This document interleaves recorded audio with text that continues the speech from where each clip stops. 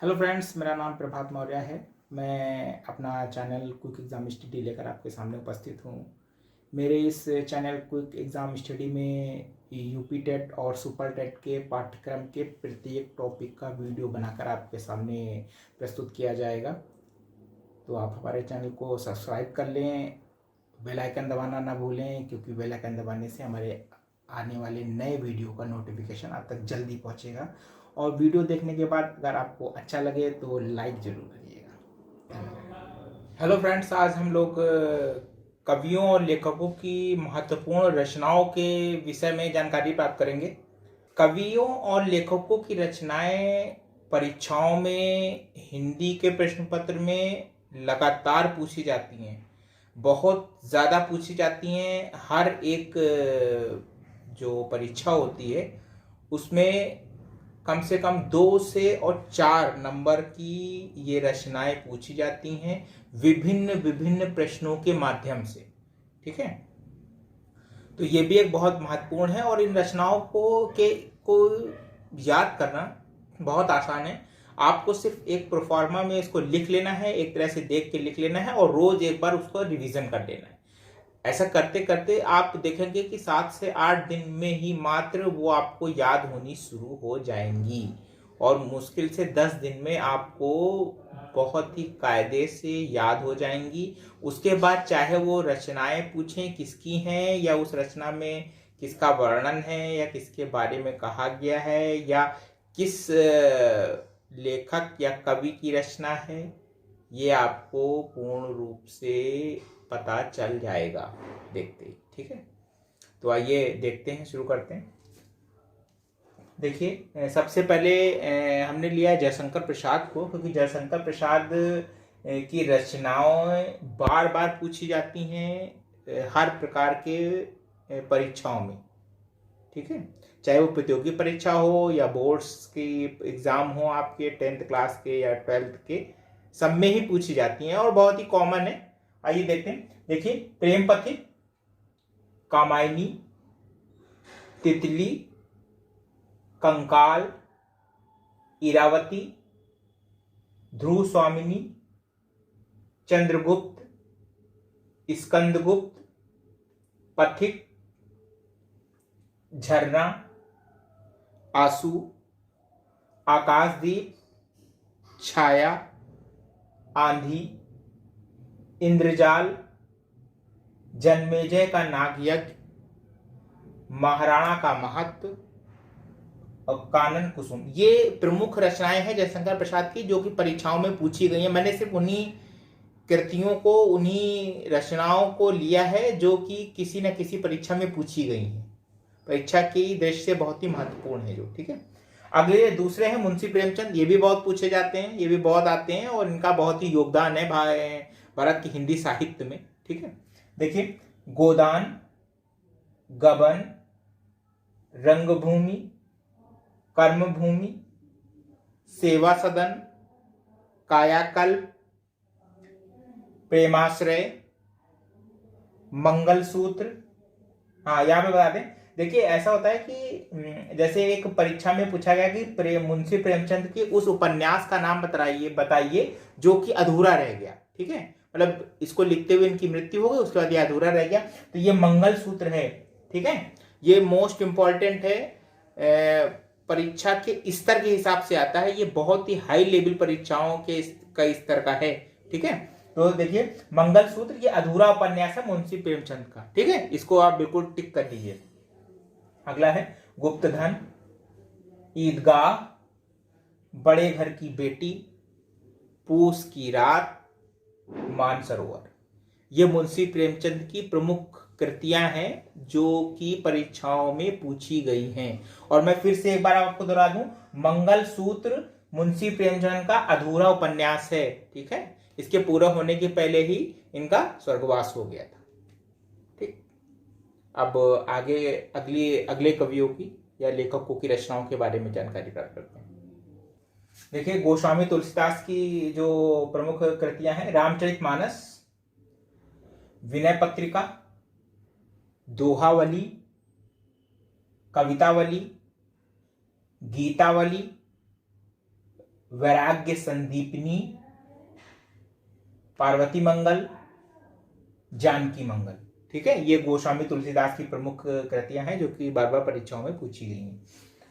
आगे देखते हैं सूरदास की। देखिए सूर सागर, सूर पच्चीसी, सूर सारावली, साहित्य लहरी, नल दमयंती। ठीक, ये सूर सागर की प्रमुख कृतियां जो बार बार परीक्षाओं, देखिए मैं बार बार कह रहा हूं कि ये वो कृतियां हैं जो कि बार बार परीक्षाओं में पूछी गई हैं। ठीक है, आगे आइए मीराबाई की। देखिए नरसिंह जी का मायरा, राग सोल्ठा, गीत गोविंद, राग गोविंद। ठीक, ये मीराबाई की कृतियां हैं। अगली कृतियां जो हैं वो मैथिली शरण गुप्त की हैं। मैथिली शरण गुप्त जो हमारे भारत के पहले राष्ट्र कवि थे। ठीक है, महात्मा गांधी ने सबसे पहले इनको राष्ट्रकवि कह के पुकारा था। और प्रत्येक वर्ष 3 अगस्त को इनकी जयंती पड़ती है। उस दिन हम लोग कवि दिवस के रूप में मनाते हैं। ठीक, ये महत्वपूर्ण बातें हैं जो मैं आपको बता रहा हूँ। मैथिली शरण गुप्त जो कि भारत के प्रथम राष्ट्र कवि थे, 3 अगस्त को इनकी जयंती पड़ती है और इस दिन हम लोग कवि दिवस, इस दिन को हम कवि दिवस के रूप में मनाते हैं या इस दिन को कवि दिवस के रूप में मनाया जाता है। ठीक, अब इनकी कृतियां देख लेते हैं। पहला है भारत भारती। भारत भारती इनकी प्रमुख कृति है जिसमें स्वदेश प्रेम की भावना का वर्णन किया गया है। ठीक है, स्वदेश प्रेम की भावना से ओतप्रोत है भारत भारती। ठीक, अगला है साकेत। साकेत इनका महाकाव्य है। ठीक है, कभी कभी पूछा जाता है कि निम्नलिखित में से नाम दे दिया कि मैथिली शरण गुप्त का कौन सी कृति महाकाव्य के रूप में जानी जाती है, तो साकेत। ठीक, अगला है पंचवटी, जयद्रथ वध, गोधरा, द्वापर और रंग में भंग। ठीक, ये इनकी प्रमुख कृतियां हैं। मैथिली शरण गुप्त मैं फिर से बता दूं, ये भारत के प्रथम राष्ट्रीय कवि थे और 3 अगस्त को इनकी जयंती होती है। उस दिन को कवि दिवस के रूप में मनाया जाता है। ठीक, मैंने इसमें लिख दिया। अगला देखिए, दूसरे हैं भारतेंदु हरिश्चंद्र। ठीक, इनके बारे में देखते हैं। सत्य हरिश्चंद्र नाटक, जो हरिश्चंद्र के ऊपर नाटक लिया था, सत्यवादी राजा हरिश्चंद्र के ऊपर, प्रेम माधुरी, अंधेर नगरी और भारत भारती। अब देखिए इसमें दोनों लोगों ने, मैथिली शरण गुप्त और भारतेंदु हरिश्चंद्र ने, दोनों की कृति का नाम भारत भारती है। देखिए भारत भारती, स्वदेश प्रेम के भारत भारती इन्होंने भी लिखी है भारतेंदु हरिश्चंद्र में। ठीक है, तो ये इस तरह की कृतियों को आप बिल्कुल याद कर लीजिए। भारत भारती मैथिली शरण गुप्त, भारत भारती भारतेंदु हरिश्चंद्र। ठीक, क्लियर। आगे बढ़ते हैं धर्मवीर भारती के ऊपर। धर्मवीर भारती इन्हें देखिए गुनाहों का देवता। देखिए एक चीज और बता दें, ये जो इनकी रचनाएं हैं इनमें बहुत सी फिल्में भी बनी है। जैसे गुनाहों का देवता फिल्म बनी है, इस पे बनी हुई है। अगला है सूरज का 7वां घोड़ा, ये भी फिल्म बनी हुई है, सूरज का 7वां घोड़ा और अंधा युग। ठीक, ये धर्मवीर भारती की प्रमुख कृतियां हैं। और प्रमुख जो कृतियां हैं उनके बारे में जान लेते हैं। अगली देखिए मलिक मोहम्मद जैसी की कृतियां हैं। पद्मावत, आखिरी कलाम, चित्ररेखा, कहरनामा, अखरावट। ठीक है, ये मलिक मोहम्मद जैसी की हैं।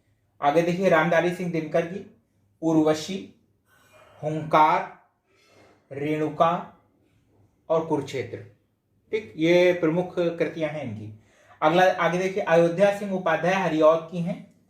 अध खिला फूल, प्रिय प्रवास, रस कलश, पद्म प्रसून, वैदेही वनवास। ये अयोध्या सिंह उपाध्याय हरिऔध की हैं। ठीक, अगला है यशपाल की। देखिए दादा कामरेड, झूठा सच, देशद्रोही। ठीक, अब अगली कृतियां देखते हैं। आगे देखिए सुभद्रा कुमारी चौहान की कृतियां। झांसी की रानी, त्रिधारा, बिखरे मोती, मुकुल। मुकुल इनका कविता संग्रह है। ठीक है, ये चीज इंपॉर्टेंट है, ये याद रखिएगा। सुभद्रा कुमारी चौहान में ये भी आ सकता है कि सारी जो इनकी कृतियां ही दी हों और पूछा गया हो इनका कविता संग्रह कौन सा है, तो याद रखिएगा मुकुल सुभद्रा कुमारी चौहान का कविता संग्रह है। ठीक, आगे देखिए सुमित्रा नंदन पंत की चिदंबरा, वीणा, स्वर्णधूलि, युगवाणी, ग्राम्या और बूढ़ा चांद। ठीक, ये सुमित्रा नंदन पंत का है। आगे भगवती चरण शर्मा की देखिए कृतियां। टेढ़े मेढ़े रास्ते, राह के पत्थर, भूले बिसरे चित्र और चित्रलेखा। ठीक, ये देखिए फणीश्वर नाथ रेणु की है। कितने चौराहे, मैला आंचल, पंचलायट, परती परिकठा। ठीक है, ये है फणीश्वर नाथ रेणु की। सूर्यकांत त्रिपाठी निराला का देख लेते हैं। कुकुरमुत्ता, अनामिका, परिमल और काले कारनामे। ठीक, अगला है हरवेश राय बच्चन, इनके देख लेते हैं। मधुशाला, क्या भूलूं क्या याद करूं, मधुकलश, मधुबाला। ठीक है, ये हाँ जी हाँ बिल्कुल सही, ये हरवंश राय बच्चन जो आपके सुपरस्टार या अभिनेता अमिताभ बच्चन हैं उनके पिताजी हैं। ठीक, अब कुछ और हैं वो जल्दी से देख लेते हैं रचनाओं को और लेखकों के नाम। देखिए रामचंद्र शुक्ल की चिंतामणि और रस मीमांसा। ठीक है, ये रामचंद्र शुक्ल की प्रमुख रचनाएं हैं। ठीक, चिंतामणि और रस मीमांसा। ठीक, अगला देखिए केशवदास की, देखिए रसिक प्रिया और कवि प्रिया, ये केशवदास की प्रमुख है। ठीक, अगला बाल कृष्ण शर्मा नवीन की, देखिए उर्मिला और रश्मि रेखा, उर्मिला और रश्मि रेखा। ठीक, बाल कृष्ण शर्मा की।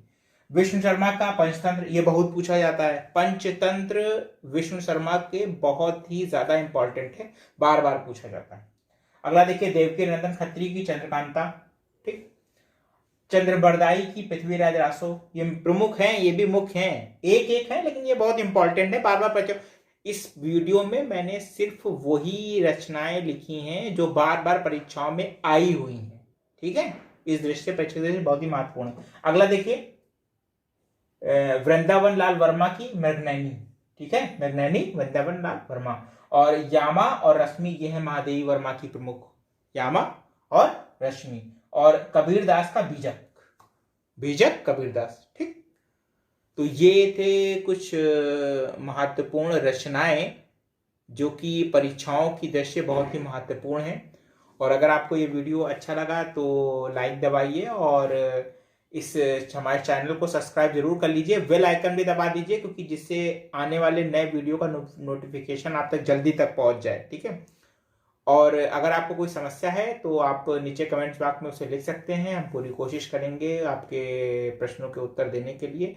और इसके पहले भी मैंने बहुत से वीडियो बनाए हुए हैं आपकी परीक्षा में सहायता करने के लिए, बहुत ही सरल तरीके से, स्पष्ट रूप से, और जिसमें कोई ट्रिक हो सकती है और ट्रिक के साथ में आपको समझाया गया है पूर्ण रूप से, इसलिए आप उसे जरूर देखें और परीक्षाओं में अच्छे से अच्छे नंबर लाएं।